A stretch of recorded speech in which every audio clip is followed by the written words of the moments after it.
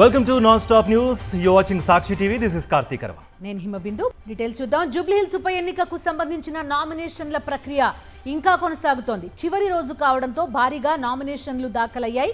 Gate లోపల ఉన్నవారందరికీ token system ద్వారా nomination వేసే అవకాశం కల్పించారు. ఇప్పటికే 188 మందికి టోకెన్లు ఇచ్చారు రిటర్నింగ్ అధికారి. ఇంకా 107 మంది వరకు లైన్లో ఉన్నారు. మొత్తం 200+ నామినేషన్లు దాఖలు కానున్నట్టుగా అంచనా. నిన్న మొన్న సెలవు కావడంతో చివరి రోజు ఇండిపెండెంట్లతో పాటుగా పలు పార్టీల అభ్యర్థులు పెద్ద సంఖ్యలో నామినేషన్స్ వేశారు. ఇప్పటికే ప్రధాన పార్టీల అభ్యర్థులతో పాటు ఇండిపెండెంట్ అభ్యర్థులు, ఆర్ఆర్ఆర్ బాధితులు నామినేషన్లు వేశారు. అధికార కాంగ్రెస్ నుంచి నవీన్ యాదవ్ 3 సెట్ల నామినేషన్లు దాఖలు చేయగా, బీఆర్ఎస్ నుంచి మాగంటి సునీత 4 సెట్ల నామినేషన్లు, విష్ణువర్ధన్ రెడ్డి 1 సెట్ నామినేషన్ వేశారు. బీజేపీ నుంచి లంకల దీపక్ రెడ్డి 3 సెట్ల నామినేషన్ వేశారు. ఈ నెల 19న లంకల దీపక్ రెడ్డి తరపున అతని భార్య 1 సెట్ నామినేషన్ వేయగా, ఈరోజు దీపక్ రెడ్డి స్వయంగా వచ్చి 2 సెట్ల నామినేషన్లు వేశారు.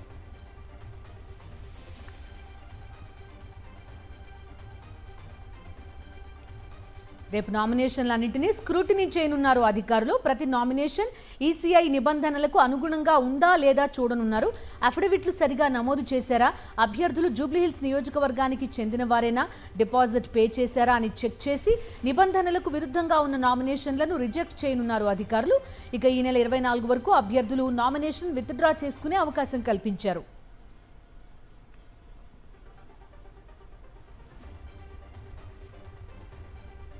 బెంగళూరు నుంచి గన్నవరం విమానాశ్రయానికి చేరుకున్న వైఎస్ఆర్సీపీ అధినేత మాజీ సీఎం వైఎస్ జగన్మోహన్ రెడ్డికి పార్టీ క్యాడర్ ఘన స్వాగతం పలికింది.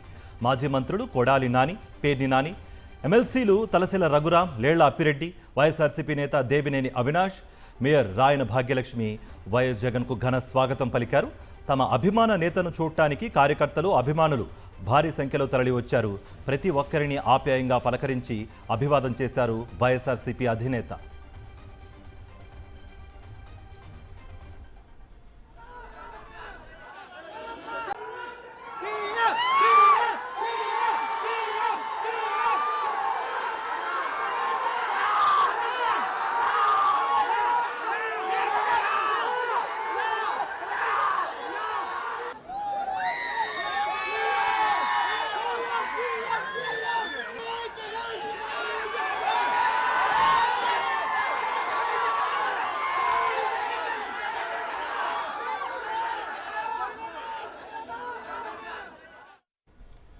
చలో విజయవాడకు పిలుపునిచ్చాయి ఆరోగ్యశ్రీ నెట్వర్క్ ఆసుపత్రుల యాజమాన్యాలు.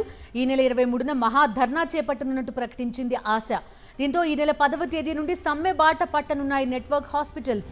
ఇప్పుడు చలో విజయవాడలో పాల్గొనున్నారు. నెట్వర్క్ ఆసుపత్రుల యాజమాన్యాలతో పాటు సిబ్బంది కూడా నిరసనలో పాల్గొనబోతున్నారు.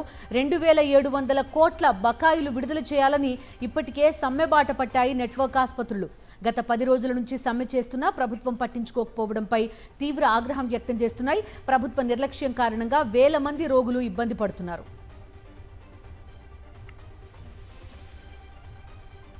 కూటమి ప్రభుత్వం డీఏ విడుదల జీవోతో గందరగోళం సృష్టించిందని ఉపాధ్యాయ సంఘాలు మండిపడుతున్నాయి. రిటైర్ అయ్యాక గానీ, చనిపోయిన తర్వాత గానీ డీఏ బకాయిలు ఇస్తామని పేర్కొనడాన్ని తప్పుపడుతున్నారు. రిటైర్ అయిన ఉద్యోగులకు 2027-28లో 12 వాయిదాల్లో చెల్లిస్తాం అనడం దారుణం అని అంటున్నారు. వెంటనే జీవో 60, 61ని రద్దు చేయాలని లేదా సవరణ చేయాలని డిమాండ్ చేస్తున్నారు. లేదంటే రాష్ట్ర వ్యాప్తంగా మరోసారి పోరాటం ఉధృతం చేస్తామని ఉద్యోగ, ఉపాధ్యాయ సంఘాలు హెచ్చరిస్తున్నాయి. ఆంధ్రప్రదేశ్ రాష్ట్ర ముఖ్యమంత్రి వర్యులు శ్రీ చంద్రబాబు నాయుడు గారితో ఉద్యోగ సంఘాల నేతలు, జేఏసీ సంఘాల నేతలు కలిసి మరి కొండను దవ్వి ఎలికను పెట్టారనేటువంటి చందంగా ఒక డిఏ సాధించడం అనేది జరిగింది. సిపిఎస్ ఉద్యోగులు రిటైర్డ్ అయిన తర్వాత అరియర్స్ ఇస్తామని చెప్పేసి చెప్తా ఉన్నారు. మేము దీన్ని తీవ్రంగా ఆక్షేపిస్తా ఉన్నాం. ఈ రోజు మాకు రావాల్సినటువంటి డిఏ అరియర్స్ 20 సంవత్సరాల తర్వాత కూడా మీరు ఇచ్చేది అంతే ఇస్తారు. ఉద్యోగులు, ఉపాధ్యాయులకు సంబంధించినటువంటి కడుపులు కొట్టే పనులు మానుకోవాల్సిందిగా అందరికీ అభ్యర్థిస్తా ఉన్నాం. ఇవి దీపావళి కానుకలు, దసరా కానుకలు, సంక్రాంతి కానుకలు కానే కావు. గతంలో నుంచి ఇప్పటి వరకు పెండింగ్ ఉన్నటువంటి డిఏల్లో 4 డిఏలు పెండింగ్ ఉంటే 1 డిఏ ఇస్తా ఉన్నారు. ఉద్యోగులను కూటమి ప్రభుత్వం మోసం చేసిందన్నారు సచివాలయ ఉద్యోగుల సంఘం అధ్యక్షులు వెంకట్రామిరెడ్డి. దీపావళి కానుక అంటూ కూటమి ప్రభుత్వం 1 డిఏ ఇచ్చిందన్నారు. ఆ 1 డిఏ కూడా పదవీ విరమణ చేసిన తర్వాత ఇస్తామని చెప్పడం ఉద్యోగులను తీవ్ర నిరాశకు గురి చేసిందన్నారు. ఇంత హడావిడి చేసింది ఏంటంటే ఒక్క డిఏ ఇచ్చిండ్రు. పోనీ ఆ డిఏని సక్రమంగా ఇచ్చిందంటే సరే, ఉద్యోగులు ఏదో దీపావళికి డిఏని ఇచ్చిన లేని ఒక తృప్తి పడే లోపల ఆ చిన్నపాటి ఆనందం, ఆ చిన్నపాటి తృప్తి కూడా లేకుండా ఆ డిఏ జీవోలో ఒక పెద్ద బాంబు వేసింది ప్రభుత్వం. ఇంతవరకు ఎప్పుడు లేని విధంగా డిఏ బకాయిలు, అంటే ఇప్పుడు ఇచ్చిన డిఏ 2024 జనవరి నుంచి ఇవ్వాలా. 2024 జనవరి నుంచి ఈ సెప్టెంబర్ వరకు రావాల్సిన ఉద్యోగులు రావాల్సిన డిఏ బకాయిలన్నీ కూడా ప్రభుత్వం రిటైర్మెంట్ టైంలో ఇస్తామని చెప్పి జీవోలో మెన్షన్ చేసింది. ఇది నిజంగా చాలా బాధాకరమైన విషయం. విజయవాడలో పీహెచ్సీ వైద్యుల సమ్మె కొనసాగుతోంది. 17 రోజులుగా రిలే నిరాహార దీక్షలు కొనసాగిస్తూనే ఉన్నారు. సమ్మె ప్రారంభమైన రోజు నుంచి ప్రభుత్వం అవే మాటలు చెబుతోందే తప్ప కొత్తగా ఏ హామీ ఇవ్వడం లేదని వైద్యులు చెబుతున్నారు. తమ సమస్యలు పరిష్కరించకపోతే ఆమరణ నిరాహార దీక్షకైనా సిద్ధమని చెబుతున్నారు వైద్యులు. అంటే రాబో సంవత్సరాలకు కూడా మాకు ఒక హామీ కావాలి. ఆ హామీ అనేది మేము ఇస్తే మేము ఈ నిరాహార దీక్ష లేకపోతే ఈ నిరసన అనేది ఆపి వెళ్ళి విధుల్లోకి చేరుతామని చెప్తున్నా సరే, గత 3-4 చర్చల నుంచి కూడా ఆ ఒక్క మాటే ప్రభుత్వం వినిపిస్తుంది తప్ప మా వైపు నుంచి ఏ విధంగానూ ఆలోచించి సానుకూలంగా స్పందించట్లేదండి. డే 1 ఏమైతే అన్నారు ఇప్పటికే అదే అంటున్నారు. ఇది చాలా అసమ్మతి మాలో చెలరేగుతుంది. ఇప్పుడు మాకు ట్రైబల్ అలవెన్స్ ఇస్తాము అని అన్నారు, అది ఏది ఆన్ పేపర్ ఇవ్వలేదు. ఎంత పర్సంటేజ్ ఇస్తారన్నది కూడా చెప్పట్లేదు. అలాగే నేషనల్ ఇంక్రిమెంట్స్ కానీ ఏ డిమాండ్ల విషయంలో అయినా వాళ్ళు ఇస్తామన్న మాటే కానీ ఇంత టైంలో చేస్తాము లేకపోతే ప్రమోషన్స్ ఇంత టైంలో చేస్తామన్నది కూడా లేదండి.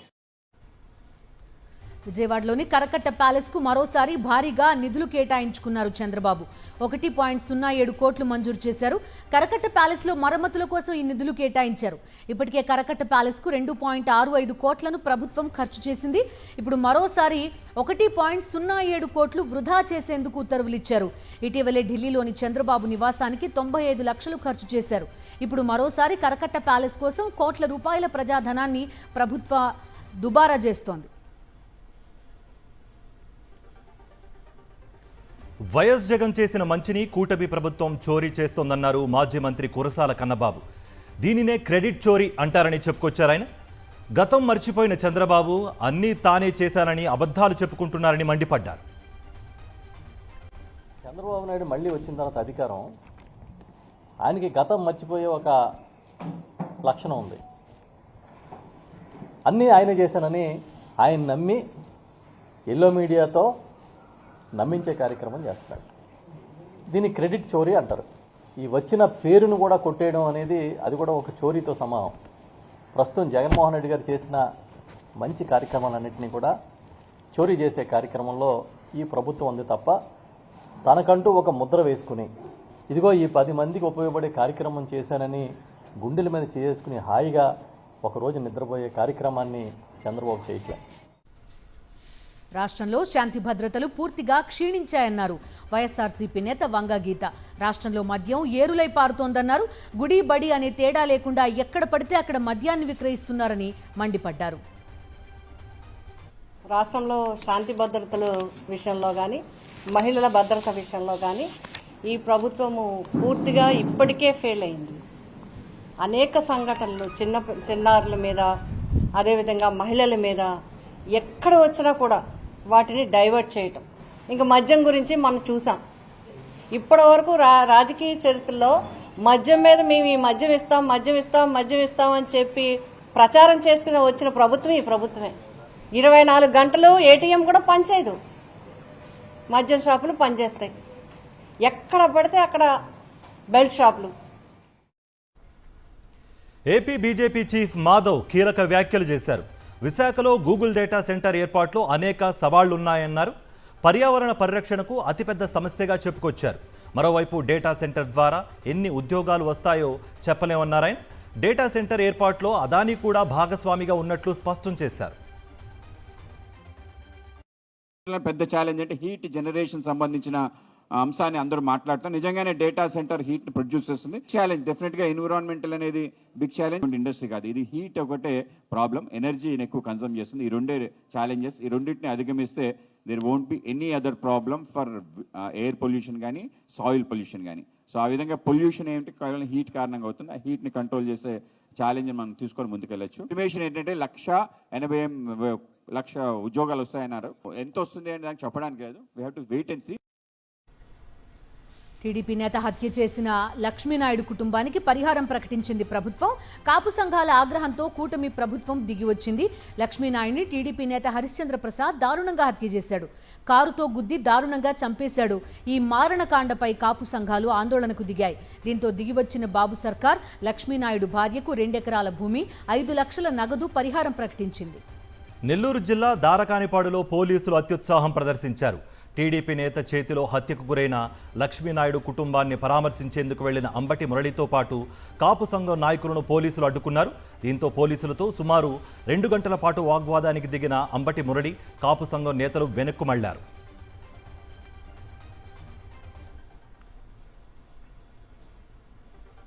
డిప్యూటీ సీఎం పవన్ కళ్యాణ్ వద్దకు పేకాట పంచాయతీ చేరింది. భీమవరం డీఎస్పీ జయసూర్య వ్యవహారాలపై జనసేన నేతలు పవన్ కళ్యాణ్కు ఫిర్యాదు చేశారు.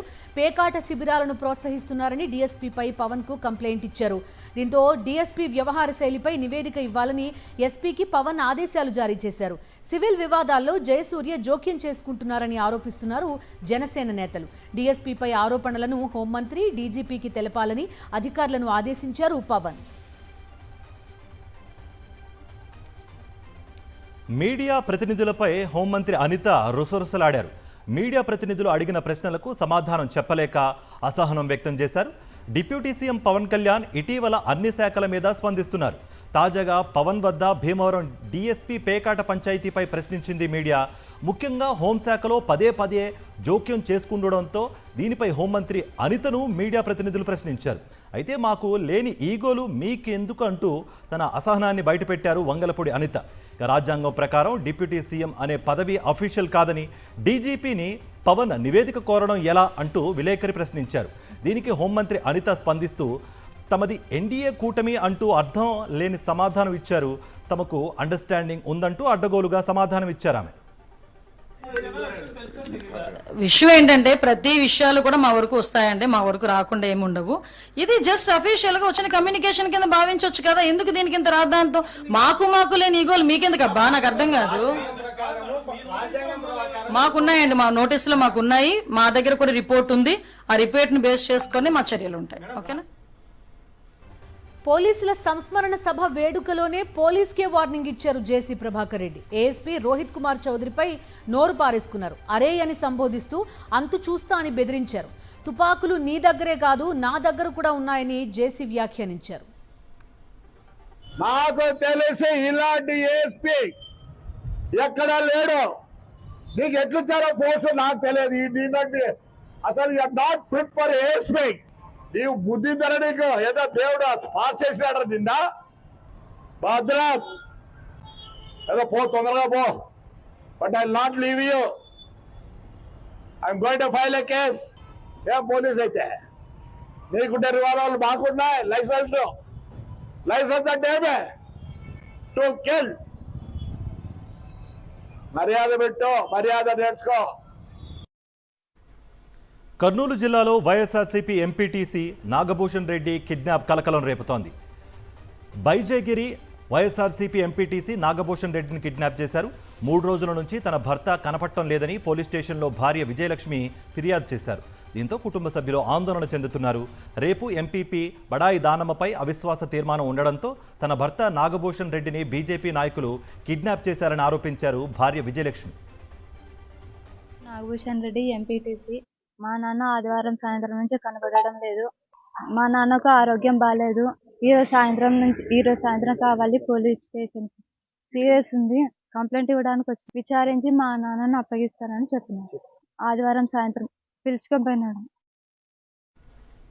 వైఎస్ఆర్సీపీ నేతలపై కూటమి ప్రభుత్వం కక్ష సాధింపు చర్యలు కొనసాగుతున్నాయి.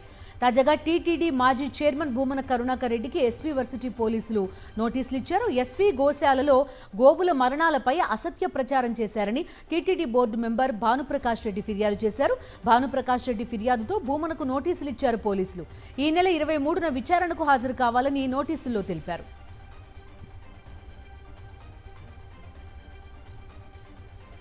గోషామహల్ పోలీస్ స్టేడియంలో సంస్మరణ దినోత్సవంలో పాల్గొని పోలీస్ అమరవీరులకు నివాళులర్పించారు ముఖ్యమంత్రి రేవంత్ రెడ్డి. ప్రతి ఒక్క పోలీస్ త్యాగాల కారణంగానే ప్రజలంతా ప్రశాంతంగా ఉంటున్నారన్నారు. తెలంగాణ పోలీసుల పనితీరుతో రాష్ట్రాన్ని ఉత్తమ స్థానంలో ఉంచారని రాష్ట్ర పోలీసుల సేవలను కొనియాడారు.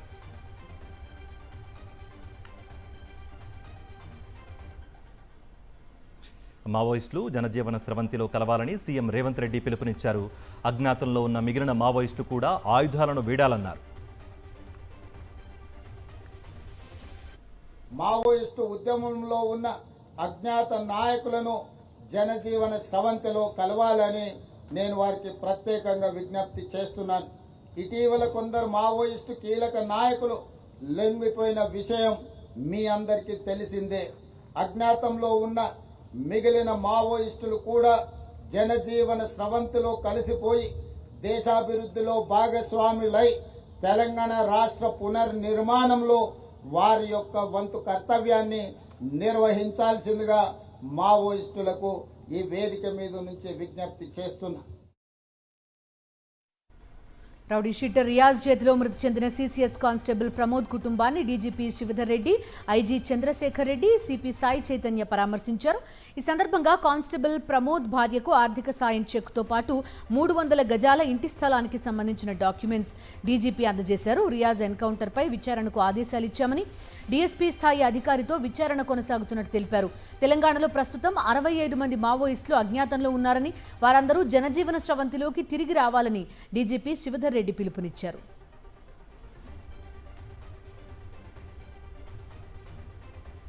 పార్టీ మారిన ఎమ్మెల్యేలకు ఏమైనా సిగ్గుందా అంటూ ఫైర్ అయ్యారు బీఆర్ఎస్ వర్కింగ్ ప్రెసిడెంట్ కేటీఆర్.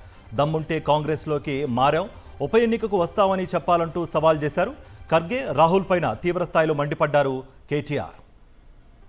మా పార్టీ ఎమ్మెల్యే పేరు కాంగ్రెస్ స్టార్ క్యాంపెయినర్ లిస్ట్ ఎట్లా వస్తుందా? దానం నాగేందర్ పేరు స్టార్ క్యాంపెయినర్ కాంగ్రెస్. ఏమైనా నీతి ఉందా వాళ్ళకు? ఏమైనా రీతి ఉందా? అసలు ఏమైనా ఇజ్జత్ ఉందా అంటున్నాను నేను కాంగ్రెస్ పార్టీ. ఎంతసేపు కొట్లాడుకున్నాడు, ఎంతసేపు అని. ఇంకోటి ఎమ్మెల్యేలకు కూడా పార్టీ మారిన వాళ్ళకి ఏమైనా సిగ్గుందా? అది ఏ పార్టీలోనే ఉంటే చెప్పలేని దౌర్భాగ్యమైంది. నాకు అర్థం కాదు. చెప్పు దమ్ముంటే నేను కాంగ్రెస్లో పోయినా, అవసరమైతే ఉప ఎన్నిక కొట్లాడతా. నాకు ప్రజల మేమేదో పెద్ద పొడి చేసినాం, అద్భుతాలు చేసినాం, 2 ఏళ్లలో విజయోత్సవాలు చేస్తారు కదా, చేయి రాండ్రి ఎలక్షన్లకు, ఎవరు వద్దన్నమా. కేసీఆర్ పై కోపంతో కేసీఆర్ కిట్లు తీసేయడంతో పేదలు తీవ్ర ఇబ్బందులు ఎదుర్కొంటున్నారని మాజీ మంత్రి హరీష్ రావు మండిపడ్డారు. పేదల ఆరోగ్యంపై రేవంత్ రెడ్డికి శ్రద్ధ లేదని విమర్శించారు. కాంగ్రెస్ పాలనలో బస్తీ దవాఖానాలకు సుస్థి చేసిందని మండిపడ్డారు. శేర్లింగంపల్లిలో బస్తీ దవాఖానాను హరీష్ రావు పరిశీలించారు. రేవంత్ రెడ్డి గారు నువ్వేదో 10 లక్షలకు పెంచిన డాంబికాలు కొట్టుడు కాదు. ఆరోగ్యశ్రీ బకాయిలు విడుదల చేయి. మాట్లాడితే గ్రీన్ ఛానల్ అంటావు. గ్రీన్ ఛానల్ మాటలకే అయింది తప్ప పేదవాళ్లకు వైద్యం అందించడానికి నీ ప్రభుత్వంలో ఆరోగ్యశ్రీ బకాయిలు విడుదల కావడం లేదు. ఇవాళ ఆరోగ్యశ్రీ వాళ్ళు కూడా స్ట్రైక్ చేయవట్రి, ఆసుపత్రులకు తాళాలు వేయవట్రి. మేము పేషెంట్లను చూడం. రేవంత్ రెడ్డి మాకు 2 ఏళ్లకెళ్ళి పైసలు ఇస్తలేడు అని చెప్పి ఇవాళ ఆరోగ్యశ్రీ ఆసుపత్రులన్నీ కూడా మూలకబడే పరిస్థితి వచ్చింది, మూతపడే పరిస్థితి వచ్చింది. కర్నూలు కలెక్టరేట్ ఎదుట వేముగోడు గ్రామ రైతులు నిరసన చేపట్టారు. తమ గ్రామం నుంచి రైతు భరోసా కేంద్రాన్ని తరలించవద్దంటూ ధర్నా చేశారు. రైతు భరోసా కేంద్రాన్ని తరలిస్తే తాము తీవ్రంగా ఇబ్బందులు పడతామని ఆవేదన వ్యక్తం చేశారు. ఇప్పటికే గ్రామ వ్యవసాయ అధికారిని బదిలీ చేశారని, ఇప్పుడు రైతు భరోసా కేంద్రాన్ని తరలించాలని చూస్తున్నారని మండిపడ్డారు. ప్రభుత్వం వెంటనే ఈ నిర్ణయాన్ని వెనక్కి తీసుకోవాలని డిమాండ్ చేశారు వేముగోడు రైతులు.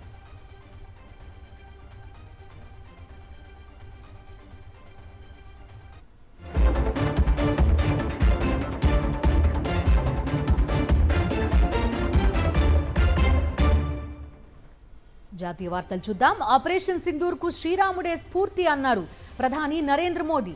ఈ ఆపరేషన్ భారత ధర్మాన్ని కాపాడడంతో పాటు పహల్గాంలో జరిగిన ఉగ్రదాడికి ప్రతీకారం తీర్చుకుందన్నారు. దీపావళి సందర్భంగా దేశ ప్రజలను ఉద్దేశిస్తూ ప్రధాని మోదీ లేఖ రాశారు. అయోధ్యలో రామాలయం నిర్మించిన తర్వాత ఇది 2వ దీపావళి అని గుర్తు చేశారు. ధర్మాన్ని కాపాడాలని శ్రీరాముడు మనకు బోధించాడని, ఆపరేషన్ సింధూరే దీనికి ఉదాహరణ అని పేర్కొన్నారు. ఈ దీపావళికి మరో ముఖ్యమైన ప్రత్యేకత ఉందన్న ప్రధాని మావోయిస్టుల నుంచి విముక్తి పొందిన అనేక జిల్లాలతో పాటు మారుమూల ప్రాంతాల్లో కూడా దీపావళి వెలుగులు నిండాయన్నారు.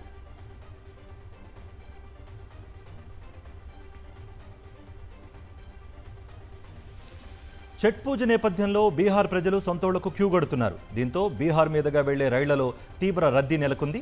హర్యానాలోని అంబాలా కంటోన్మెంట్ రైల్వే స్టేషన్లో గందరగోళ పరిస్థితులు ఏర్పడ్డాయి. అమృత్సర్ కతిహర్ ఎక్స్ప్రెస్ రైల్లో కిటికీల ద్వారా స్లీపర్ కోచుల్లోకి ఎక్కారు ప్రయాణికులు. రిజర్వేషన్ చేయించుకున్న ప్యాసింజర్లు చాలామంది బయటే ఉండిపోయారు. దీనికి సంబంధించిన వీడియోలు సోషల్ మీడియాలో ప్రస్తుతం వైరల్గా మారాయి.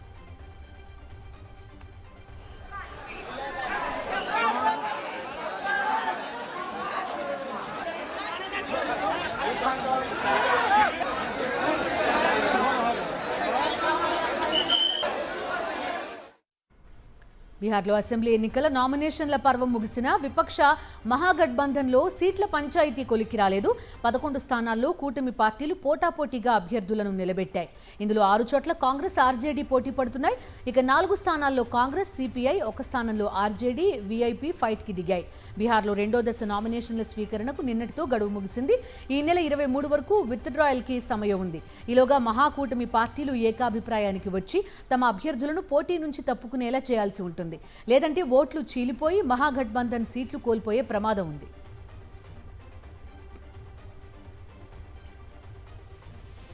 బీహార్ గోపాల్గంజ్ జిల్లాలో సైబర్ మాఫియా బయటపడింది. పక్కా సమాచారంతో సోదాలు చేపట్టిన పోలీసులు ఈ గ్యాంగ్ గుట్టురట్టు చేశారు. ₹1 కోటికి పైగా క్యాష్, 344 గ్రాముల బంగారం, 1.75 కిలోల వెండి స్వాధీనం చేసుకున్నారు. ఇక కుప్పలుగా ఆధార్, ఏటీఎం కార్డులు, బ్యాంక్ పాస్బుక్స్, చెక్ బుక్స్, ల్యాప్టాప్లు, సెల్ ఫోన్లు చూసి పోలీసులే అవాక్కయ్యారు. గోపాల్గంజ్ జిల్లాలో అమైథీ ఖర్ద గ్రామంలో ఓ చిన్న టీ స్టాల్ నడిపించే అభిషేక్ కుమార్, అతని సోదరుడు ఆదిత్య సైబర్ మాఫియాను నడుపుతున్నట్టుగా పోలీసులు గుర్తించారు.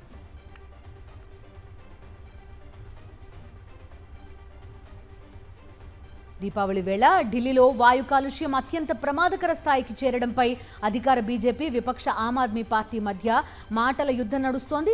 ఈ దుస్థితికి ప్రభుత్వమే కారణమంటూ రేఖా గుప్తా సర్కార్ను టార్గెట్ చేశారు ఆప్ సభ్యులు.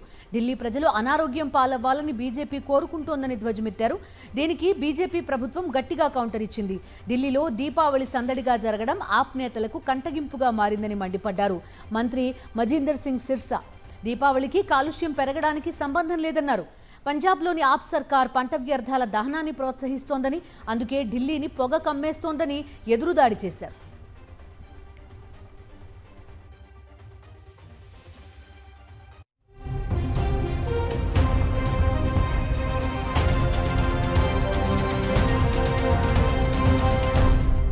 ద ఆఫీస్ ఆఫ్ స్పెషల్ కౌన్సిల్గా ట్రంప్ ప్రతిపాదించిన నామినీ పాల్ ఇంగ్రాసియా భారతీయులపై విషం గక్కారు.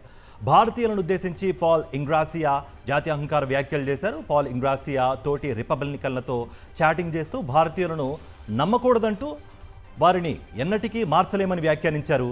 దేశంలోని ఉన్నత నాయకత్వ స్థానాల్లో శ్వేత జాతీయులు మాత్రమే ఉండాలని పేర్కొన్నారు.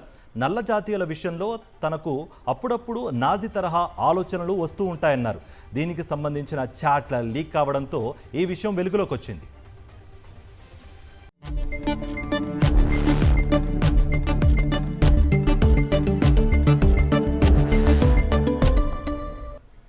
బిజినెస్ అప్డేట్స్ చూద్దాం. దీపావళి సందర్భంగా స్టాక్ ఎక్స్చేంజిల్లో నిర్వహించే ముహూర్త ట్రేడింగ్లో పెద్దగా మెరుపులు కనిపించలేదు. మార్కెట్లు స్వల్ప లాభాల్లో ముగిశాయి. సెన్సెక్స్ 63 పాయింట్లు పెరిగింది.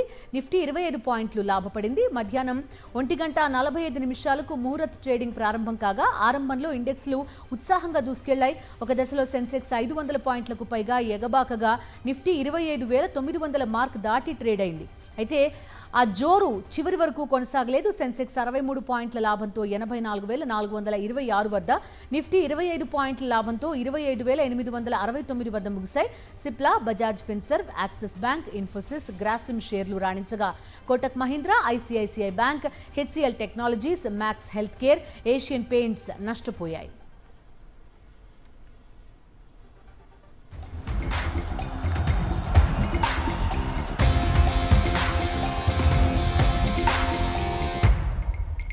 Sports updates. భారత్కు చెందాల్సిన ఆసియా కప్ ట్రోఫీని దుబాయ్ ఏసీసీ కార్యాలయంలో లాక్ చేసి పెట్టిన పాక్ మంత్రి, Asia cricket council chief Mohsin నఖ్వీతో బీసీసీఐ వార్నింగ్ ఇచ్చింది.